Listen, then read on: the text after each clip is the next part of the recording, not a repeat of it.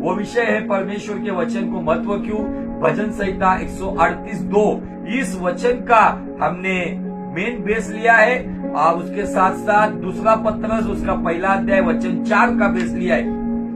भजन संहिता 138:2 में यहाँ पे दाऊद कहते हैं कि हे परमेश्वर तेरे मंदिर की ओर मुड़कर मैं तुझे दंडवत करता हूँ और तेरी सच्चाई और करुणा के कारण तेरे नाम को मैं धन्यवाद देता हूँ, क्योंकि तूने हे परमेश्वर अपने बड़े नाम से अधिक अपने वचन को अधिक महत्व दिया है। दाऊद यहाँ पे परमेश्वर के हृदय का एक रहस्य बताता है कि भले वो मंदिर की ओर देखकर परमेश्वर को दंडवत कर रहा है, उसकी सच्चाई और उसकी करुणा को देखकर उसको धन्यवाद दे रहा है, लेकिन उसके आगे वो कहता है क्योंकि हे परमेश्वर तूने अपने बड़े नाम से अधिक अपने वचन को अधिक महत्व दिया है। आज सवाल है हमारे सामने, हम वचन को अधिक महत्व देने वाले लोग हैं या वचन को एकदम साधारण समझने वाले लोग हैं? हम वचन को गंभीरता से लेने वाले लोग हैं या वचन को एकदम साधारण तरीके से लेने वाले लोग हैं? जो लोग परमेश्वर के वचन को साधारण स्वरूप में लेंगे, जब वचन देहधारी हुआ जो परमेश्वर का पुत्र जब वो आएगा बादलों पर, वो भी इन लोगों को साधारण स्वरूप में ही लेगा, क्योंकि उसने सच कहा है कि जिनको मेरे वचन की शर्म आती है, जब मैं आऊंगा तब मुझे उनकी शर्म आएगी। Hallelujah, praise the Lord. आपके जीवन में वचन को कितना महत्व देते हैं? वचन केवल सुनने वाले ना बनो, तो यीशु मसीह खुद कहते वचन पर चलने वाले बनो। धन्य वे लोग जो वचन सुनकर उसके अनुसार जीते हैं, वे धन्य, दे आर ब्लेसेड पीपल।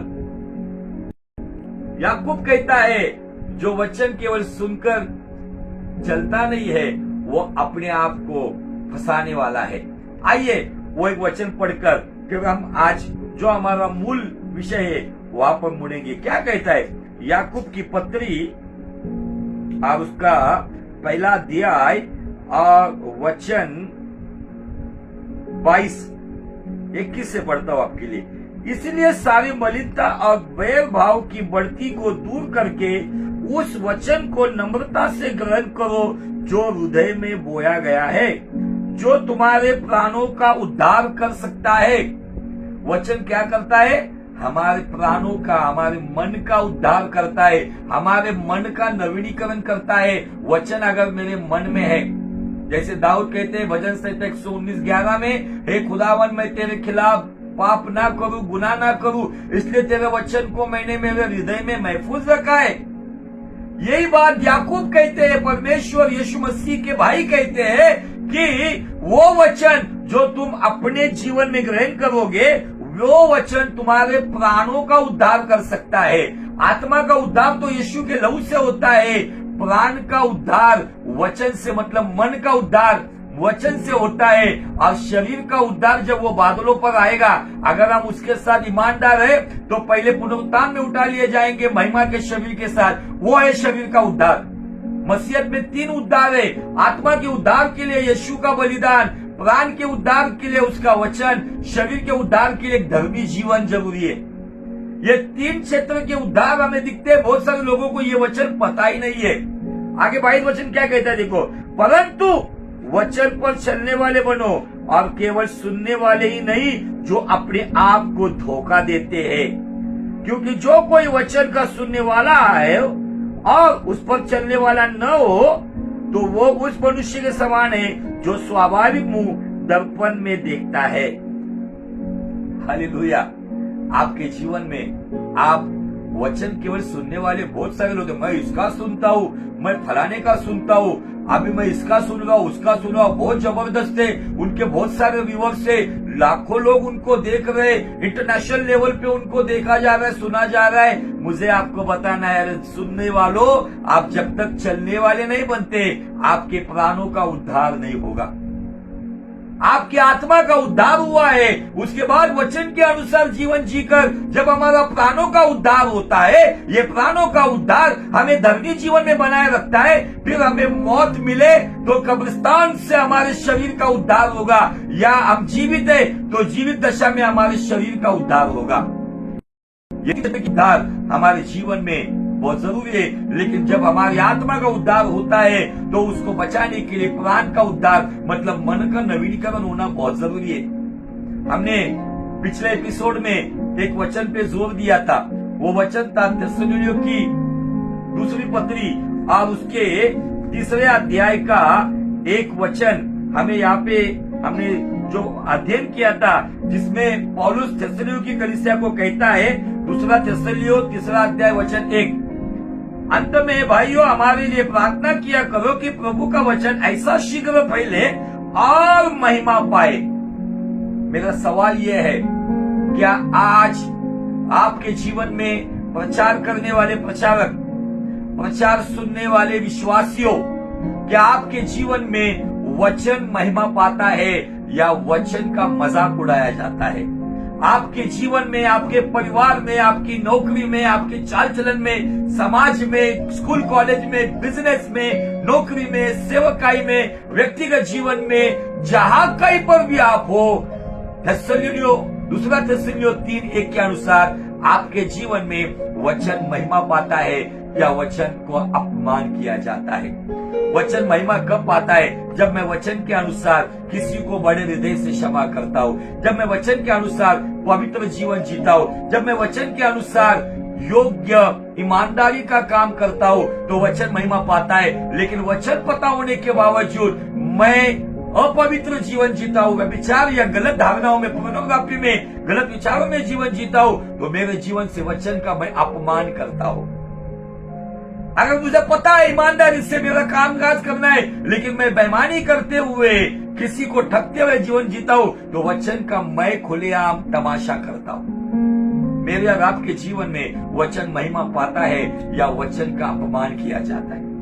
बहुत सारे लोग प्रचार सुनते वक्त, जब चर्च में कोई पासवान प्रचार करता है, बहुत सारे लोगों को उस वक्त वचन से, खुदा का दास और कलीसिया से अधिक बहुत सारे लोगों को अपना फोन कॉल इंपॉर्टेंट होता है। वो फोन कॉल की रिंग भी साइलेंट नहीं रखते, वो कलीसिया में फोन उठाकर स्टाइल में बात करते हुए चले जाते हैं। एक समय आएगा, परमेश्वर ने कहा, अगर तुम्हें मेरी बातों की शर्म आती है, मेरी बातों में आप गंभीर नहीं हो, जब मैं आऊंगा तब मैं भी तुम्हारे बारे में गंभीर नहीं रहूंगा। इन दिनों में इन बातों के ऊपर हमें बहुत ही गहराई से सोचना होगा। वचन में क्या है? फिर से मैं दोहराना चाहता हूं, वचन में 4 बातें। वचन में आज्ञा है, वचन में प्रतिज्ञा है, वचन में खुदा की मर्जी है, वचन में खुदा का काम है। ये 4 बातें वचन में रखी हुई है। कभी वचन आपको आज्ञा देगा, कभी वचन आपको प्रतिज्ञा देगा, कभी वचन आपको खुदा का काम देगा, कभी वचन आपको खुदा की मर्जी प्रकट करेगा। आपको जब वचन की आज्ञा है, हालात कैसी भी हो, हमें आज्ञा पालन करना है, और जो हर हालात में आज्ञा पालन करता है वही कह सकता है कि yes Jesus I love you. 1 यूहन्ना 5:3 कहता है, परमेश्वर से प्रेम करना मतलब उसकी आज्ञाओं का पालन करना। उसकी आज्ञा कठिन नहीं है। केवल मुंह से वर्शिप में जीसस वी लव यू ये बोलकर लव प्रकट नहीं किया जाता है। प्रेम केवल बोलने में ना हो, तो प्रेम एक्शन में होना चाहिए। बहुत सारे लोगों के जीवन में प्रेम ठंडा पड़ गया इन दिनों में। अंतिम समय की भविष्यवाणी यीशु मसीह ने की है कि अंत में दिनों में प्रेम ठंडा पड़ जाएगा। आज लोगों का परमेश्वर के प्रति प्रेम ठंडा पड़ गया। आज लोगों का रिश्ते नातों में प्रेम ठंडा पड़ गया। लोगों का आज परमेश्वर की संगति में प्रेम ठंडा पड़ गया। जो प्रेम करते हैं वो हर हालात में उसके साथ चलते हैं। हालेलुया। खुदावन इन दिनों में हमें आगाह कर रहा है कि क्या हम उसके साथ वफादार है। वचन का मकसद क्या है? वचन का मकसद देखकर हम फिर से एक बार इब्राहिम के जीवन से कुछ बातें देखेंगे। वचन का मकसद आपको अगर देखना है तो वो 2 पतरस 1 अध्याय वचन 4 में आपको वचन का मकसद समझेगा। What is the purpose of word of God, what is the motive of word of God. आइए क्या कहता है वचन, जिनके द्वारा उसने हमें बहुमूल्य और बहुत ही बड़ी प्रतिज्ञाएं दी, आज्ञाएं दी, उसके काम दिए, उसकी मर्जी दिए, प्रतिज्ञा दी, ताकि इनके द्वारा मतलब वचन के द्वारा, प्रतिज्ञा के द्वारा, आज्ञा पालन के द्वारा तुम उस सड़ाहट से छूटकर जो संसार में बुरी अभिलाषाओं से होती है, ईश्वरीय स्वभाव के सहभागी हो जाओ। मैं फिर से दोहराना चाहता हूं, वचन के दो मकसद है। मकसद नंबर 1, डिलीवरेंस। वचन हमें डिलीवरेंस करता है। कहां से? अगर मेरे हृदय में वचन है और अगर कोई गलत संगति में मुझे लेके जा रहा है तो वचन मुझे रोशनी देगा। ये खुदा को भाता नहीं है। पवित्र आत्मा हमको छुपाएगा, ये गलत है, ये बात हमें करनी नहीं है। वचन का मकसद नंबर 1, संसार की अभिलाषाओं से उत्पन्न होने वाली सलाहट से वो हमें छुटकारा देकर नंबर 2 पे वो मसीह का सहभागी बनाता है, खुदावन के ईश्वरी स्वभाव का सहभागी बनाता है। ईश्वर नहीं बनाता है, ईश्वर कोई बन भी नहीं सकता है। कुछ लोग डॉक्टरी लेकर आते हैं, we have little god. Totally wrong, we have not little god. हम परमेश्वर के बच्चे हैं, कहीं ना कहीं गलतियां करते हैं। वचन क्या करता है? वचन हमें सुधारता है, वचन हमें डिलीवरेंस देता है, वचन हमें ईश्वरी स्वभाव का सहभागी बनाता है। मतलब क्या करता है पता है? हमारे भीतर परमेश्वर का चरित्र लेकर आता है। वचन जिसके जीवन में है, वचन परमेश्वर की आत्मा की अगुवाई में हमें एक अच्छा चरित्र देता है, एक अच्छा कैरेक्टर देता है। आज बड़े बड़े प्रचारक है, नेशनल इंटरनेशनल लेवल पे बात करने वाले, लेकिन व्यक्तिगत जीवन की गवाहियां बिगड़ी हुई है। वो बड़े बड़े प्रचार करते, व्यभिचार में प्रचार करने वाले कितने समय व्यभिचार में पड़े हुए दिखते हैं। आज इन दिनों में हमें वचन को अहमियत क्यों देनी है? क्यों हमें वचन को अधिक महत्व देना है? अगर मैं वचन के लिए जीऊंगा तो वचन मुझे अगुवाई करेगा, क्योंकि उसका वचन, बाइबल कहती है कि हमारे लिए रोशनी लेकर आता है। उसका वचन हथौड़ा है, उसका वचन अग्नि है, उसका वचन हमें सभी क्षेत्रों में जलाता है। उसकी वचन रोटी है, उसका वचन पानी है। आजीजों, इन दिनों में बहुत सारे लोग अभी फाइनेंशियल लेवल पे बहुत सोच रहे। मैं नहीं कहता हूं कि ये पाप है, लेकिन मेरा सवाल ये है, आपके जीवन से वचन 2 थिस्सलुनीकियों 3:1 के अनुसार महिमा पा रहा है, या आपके जीवन से वचन कहीं ना कहीं आपके बर्ताव से अपमानित हो रहा है? क्या महत्व है आपके जीवन में वचन का? मैं जब बाइबल के बारे में देखता हूं, ये वो बाइबल है जो कुछ लोगों ने उसके ट्रांसलेशन करने के बाद उन्हें जिंदा जला दिया गया है। कुछ लोगों ने अपने जीवन की कुर्बानी दी है। कुछ लोगों ने हम तक बाइबल पहुंचाने के लिए अपना पूरा जीवन बलिदान किया है। लेकिन क्या आज हम वचन के अनुसार जीते? बहुत सारे नाना प्रकार की डॉक्ट्रिन्स आ रही है, बहुत सारे अलग अलग भरमाने वाली बातें आ रही है, लेकिन क्या हमारी बुनियादी फाउंडेशन पर क्या आज हम बने हुए हैं? बाइबल कहती है वचन छुटकारा देता है, वचन ईश्वरी स्वभाव का चरित्र देता है। कब देगा? जब मेरे अंदर मैं वचन को प्रवेश दूंगा। आपको पता है, जब यीशु मसीह ने यूहन्ना 8:32 में जब कुछ लोगों के साथ वार्तालाप किया, कुछ लोग ऐसे यीशु मसीह को, जहां पे हम देखते कि यीशु मसीह ने एक वचन कहा था, तुम सत्य को जानोगे, सत्य तुम्हें स्वतंत्र करेगा। वहां पे कुछ लोग ऐसे थे जो कुछ नेगेटिवली बात कर रहे थे। यीशु मसीह ने उनके साथ क्या बात की पता है? यूहन्ना रचित सुसमाचार 8वां अध्याय वचन 37, मैं जानता हूं कि तुम अब्राहम के वंश से हो, तो भी मेरा वचन तुम्हारे हृदय में जगह नहीं पाता। क्या आपके जीवन में, आपके हृदय में यीशु मसीह की सारी बातें जगह पा रही है? चिन्ह चमत्कार जगह पा रही है, भविष्यवाणियां जगह पा रही है, तेल पानियां जगह पा रही है, लेकिन सवाल ये, क्या आपके हृदय में, भले आप भी अब्राहम के वंश से हो, अब्राहम की आशीष भी यीशु मसीह में मिलती है, लेकिन आज के डेट में आपकी और मेरी गवाही क्या है? आपके हृदय में परमेश्वर के वचन के लिए जगह है या नहीं? क्या केवल सारी चिंताएं, बड़े बड़े प्लान्स, बड़े बड़े स्ट्रैटेजीज, क्या उसके लिए जगह है?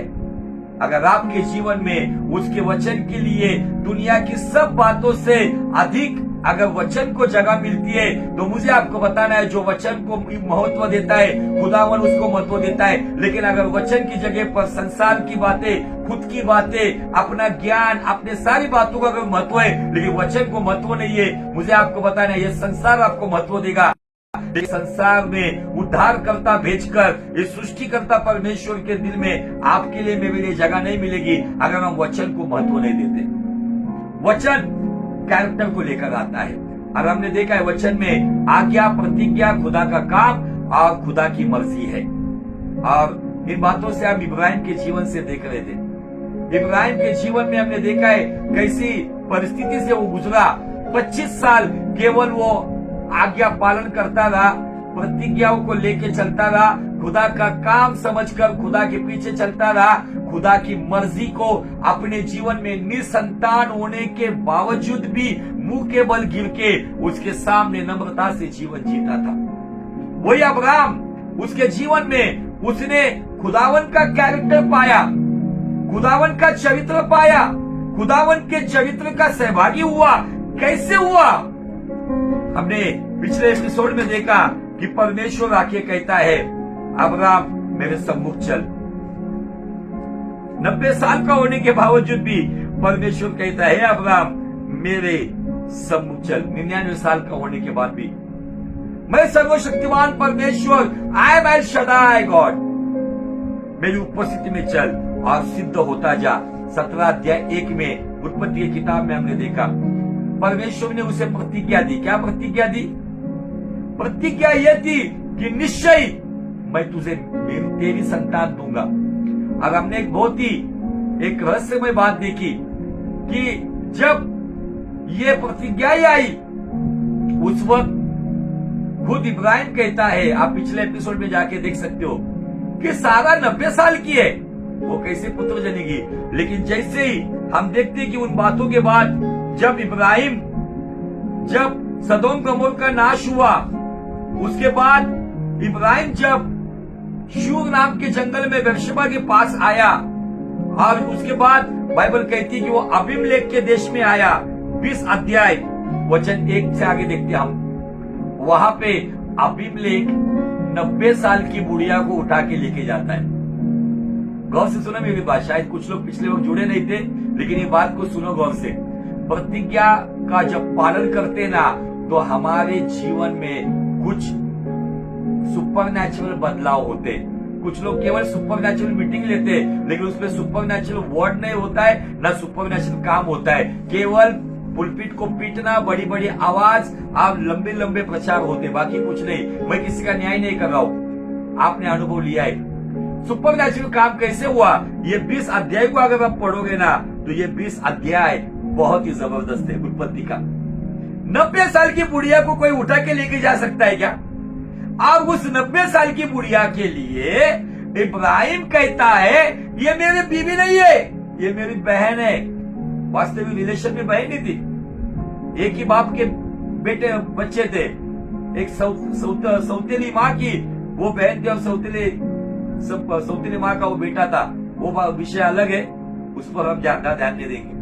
बाइबल यहाँ पे कहती है, यहाँ पर 90 साल की बुढ़िया को देखकर इब्राहिम वहां पे कहता है ताकि उसकी जान बच जाए, और अबीमेलेक उसको लेकर गया। अबीमेलेक उठा के लेके गया। क्यों लेके गया? 90 साल की बुढ़िया पे किसका मन आएगा? खुद सारा कहती है मेरा मासिक धर्म बंद हुआ है, मुझे झुर्रिया पड़ी हुई है। ऐसे हालात में ऐसी बुढ़िया के पीछे अगर कोई राजा जा रहा है तो महामूर्ख समझा जाएगा। लेकिन जब प्रतिज्ञाओं का पालन करना शुरू कर दिया तब उनके जीवन में वो जवानी आना शुरू हो गई। वो तेरी जवानी को उकाब के नया बनाता है। कैसे बनाता है? ऐसे उन्होंने प्रतिज्ञा पे विश्वास किया। प्रतिज्ञा देने वालों को बाइबल कहता है सारा ने और इब्राहिम ने सच जाना, सच माना। किस हालत में माना? जब इब्राहिम के घुटने लटपटाते थे, पूरा झुका हुआ बदन था, झुर्रिया आई हुई थी, उन परिस्थितियों में भी वो विश्वासी थे। इसलिए उस वचन का पालन करने की वजह से अबीमेलेक के देश में जैसे वो आए उनके अंदर जवानी आ गई और उसके बाद इसहाक का जन्म हुआ। आमीन। यहाँ तक हमने देखा था। अभी जो 15 मिनट मेरे पास है, इस 15 मिनट में मैं प्रतिज्ञा को लेकर, प्रतिज्ञा कैसे ईश्वरीय स्वभाव का बनाता है, इसका एक अद्भुत दर्शन आज हम देखेंगे। तो गौर से ध्यान से सुनिए। कितने लोग देख रहे हैं, नो प्रॉब्लम। कितने लोग नहीं देख रहे, नो प्रॉब्लम। जो देख रहे वो केवल मेरी आवाज की ओर, वचन को, बाइबल को हाथ में लेके आप भी मेरे साथ बने रहे। 22 अध्याय में आज हम देखेंगे, उत्पत्ति का 22 अध्याय। बाइबल कहता इन बातों के पश्चात ऐसा हुआ कि परमेश्वर ने अब्राहम से यह कहकर उसकी परीक्षा की, हे अब्राहम। उसने कहा, देख मैं यहां हूं। Hallelujah, praise the Lord. इसके बाद मतलब कौन सी चीज के बाद? इसके बाद तो उसका थोड़ा सा पिछला बैकग्राउंड यह है कि परमेश्वर ने इस्माइल और हगार को निकाल देने की बात की और उन्हें भोर के समय तड़के उठकर उनको वहां से बेदखल किया गया। उसके बाद हम वहां पे देखते हैं कि इसहाक का दूध छूटने के बाद वहां पे एक बड़ी दावत दी गई। एक बड़ी वहां पे दावत हुई, एक बड़ा वहां पे फंक्शन हुआ और एक दिन परमेश्वर इब्राहिम की परीक्षा लेने के लिए उसके सामने हाजिर हुआ और कहता है, हे अब्राहम।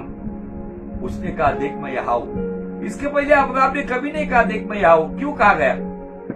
अब्राहम परमेश्वर की आवाज सुनकर तंबू से बाहर आता था, दिन में रेती और रात में सितारे देखता था। लेकिन बाइबल कहती है, उसने कहा अपने पुत्र अर्थात अपने इकलौते पुत्र इसहाक को, जिससे तू प्रेम रखता है, संग लेकर मोरिया देश में चला जा और वहां उसको एक पहाड़ के ऊपर, जो मैं तुझे बताऊंगा, होम बलि करके चढ़ा। अब्राहम ने यहाँ पे परमेश्वर को सवाल नहीं किया। अब्राहम ने यहाँ पे सवाल क्यों नहीं किया? ये सवाल उठता है, अब्राहम इसहाक का बलिदान देने के लिए तैयार क्यों हुआ? अब्राहम इन परिस्थितियों में स्थिर क्यों रहा? बाइबल कहता है अंतहा मतलब पूरा निर्णय लेकर अब्राहम सवेरे तड़के उठा, उसने गधे पर काटी कसकर अपने 2 सेवक और अपने पुत्र इसहाक को संग लिया और होम बलि के लिए लकड़ी चीर ली। तब निकलकर उस स्थान की ओर चला जिसकी चर्चा परमेश्वर ने उसके साथ की थी। तीसरे दिन अब्राहम ने आंखें उठाकर उस स्थान को दूर से देखा और उसने अपने सेवकों का, गधों के पास यही ठहरे रहो, यह लड़का और मैं वहां तक जाकर दंडवत करके तुम्हारे पास लौट आएंगे। तब अब्राहम ने होम बलि की लकड़ी ले इसहाक पर लादी और आग और छुरी को अपने हाथ ले लिया और दोनों एक साथ चल रहे थे। इसहाक ने अपने पिता अब्राहम से कहा, हे मेरे पिता। उसने कहा, हे मेरे पुत्र, क्या बात है? उसने कहा, देख आग और लकड़ी तो है, पर होम बलि के लिए भेड़ कहाँ है? अब्राहम ने कहा, हे मेरे पुत्र, परमेश्वर होम बलि के लिए भेड़ का उपाय आप ही करेगा। अब वो दोनों संग संग आगे चलते गए। इस संदेश इस पर अगर आप अध्ययन करेंगे तो और 1 घंटा हमारे लिए काफी नहीं होगा। हमने इसके ऊपर बहुत सारे सेवकों के द्वारा प्रचार सुना है और आगे ये दोनों गए। अब्राहम ने वेदी बनाई, वेदी पर अपने पुत्र को उसने माना और कहा कि बेटे, परमेश्वर ने तुझे मांगा है। ये क्यों आया? ये ऐसा समर्पण करने का, बलिदान, कुर्बानी देने का स्वभाव कहां से आया? उसका सिंपल जवाब ये किए है कि उसने प्रतिज्ञा को सच माना था, क्योंकि अब्राहम को पता था जो परमेश्वर मेरी मरी हुई दशा में मुझे अगर इसहाक दे सकता है तो मुझे मरा हुआ इसहाक जिंदा करके भी दे सकता है। निश्चय कहीं ना कहीं अब्राहम को परमेश्वर जांच रहा था, परख रहा था। इन दिनों में परमेश्वर आपको और मुझे जांच रहा है, परख रहा है। इसहाक का मतलब है खुशी। आपके जीवन में परमेश्वर जांच रहा है, परख रहा है और पूछ रहा है, क्या आपको संसार की खुशी मेरे वचन से अधिक प्यारी है? क्या आपको संसार की जो भी आनंद की बात है वो मेरे वचन से अधिक महत्वपूर्ण है? अगर ऐसा है तो एक समय आएगा आपको और मुझे कुर्बानी देनी पड़ेगी। जो कुर्बानी यहाँ पे बाइबल कहती है अब्राहम ने अपने इकलौते पुत्र को देने के लिए तैयार हो गया। क्यों तैयार हो गया? क्या आज आप आपके मोबाइल को, हम जैसे एक एग्जांपल देता हूँ, फास्टिंग कर रहे हो। आज कितने लोग हैं जो आज मोबाइल का फास्टिंग करेंगे? नहीं मैं आज पूरा दिन मोबाइल को हाथ में ले लूंगा, नहीं मैं चैटिंग नहीं करूंगा। खाने पीने का फास्टिंग तो करते ही, आज बहुत सारे बड़े बड़े एक्टर्स से लेके जिनको खाना नहीं मिलता है, गरीबों तक फास्टिंग हो रही है। लेकिन फास्टिंग के आज हमारे जीवन में चरित्र बदलने के लिए परमेश्वर, संसार को आज मैं नहीं देखूंगा, संसार की बातों में आज नहीं जाऊंगा, केवल मेरे खुदा के साथ में समय बिताऊंगा। कितने आज उस आज्ञा का पालन करने वाले। बाइबल यहाँ पे कहती है जब उसने छुरी को लिया, और वहां पे 11 वचन 22-11 में, तब यहोवा के दूत ने स्वर्ग से पुकार के कहा, हे अब्राम, हे अब्राम। उसने कहा, देख मैं यहाँ हूं। क्यों कहता है देख मैं यहाँ हूं? पहला स्पॉट जहां पर है देख मैं यहाँ हूं, वहां मतलब अब्राहम सबको लिपटे हुआ है। एक बाप अपने बेटे को एकदम पकड़कर सोया हुआ है, लेकिन यहाँ पर एक बाप अपने बेटे को बलिदान की वेदी पर बांधकर, छुरा मारकर, छुरे से उसकी गर्दन को काटकर बलिदान देने के लिए तैयार है। इसलिए वो कहता है देख मैं यहाँ हूं, मैं अभी भी आज्ञा पालन कर रहा हूँ। क्यों कर रहा हूँ? कि मुझे विश्वास है प्रतिज्ञा देने वाला झूठा नहीं है, वो यकीनन मुझे आशीषित करेगा। आगे बाइबल कहती है उसने कहा उस लड़के पर हाथ मत बढ़ा और उससे कुछ कर क्योंकि तूने मुझसे अपने पुत्र वरन अपने इकलौतों को भी नहीं रख छोड़ा, इसलिए मैं अब जान गया तू परमेश्वर का भय मानता है। तब अब्राहम ने आंखें उठाई और क्या देखा, तो उसके पीछे एक मेंढा अपने सींगों में एक झाड़ी में फंसा हुआ है।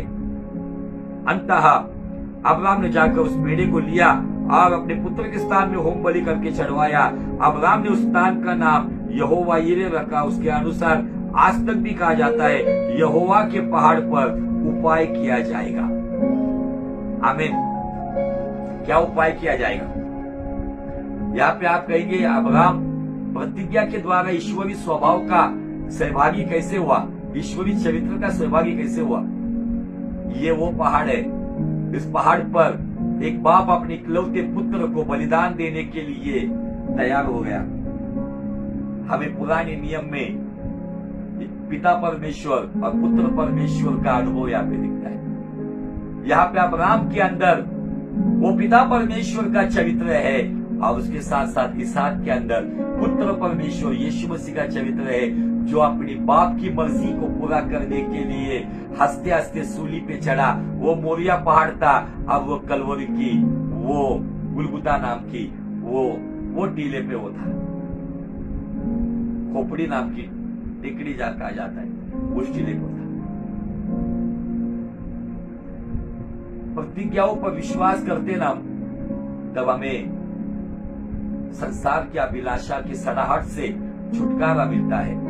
उसके साथ साथ हम छुटकारा पाने के साथ साथ खुदावन के चरित्र के बनते हैं। हमारी सोच में खुदावन की सोच आती है, हमारी बात में खुदावन की बात आती है, हमारे देखने में खुदावन, हम नहीं तो वो देखता है, हम नहीं तो वो बोलता है, हम नहीं तो वो चलता है।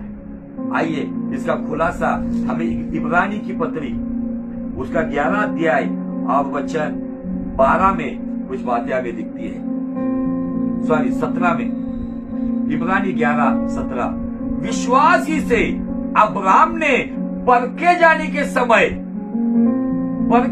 समय इसहाक को बलिदान चढ़ाया, और जिसने प्रतिज्ञाओं को सच माना था और जिससे यह कहा गया था इस्राएल इसहाक से तेरा वंश कहलाएगा, वही अपने इकलौतों को चढ़ाने लगा, क्योंकि उसने मान लिया कि परमेश्वर सामर्थ्य है उसे मरे हुए में से जिलाए। अंततः उन्हीं में से दुष्टान की रीति पर वह फिर उसे मिला। आमीन।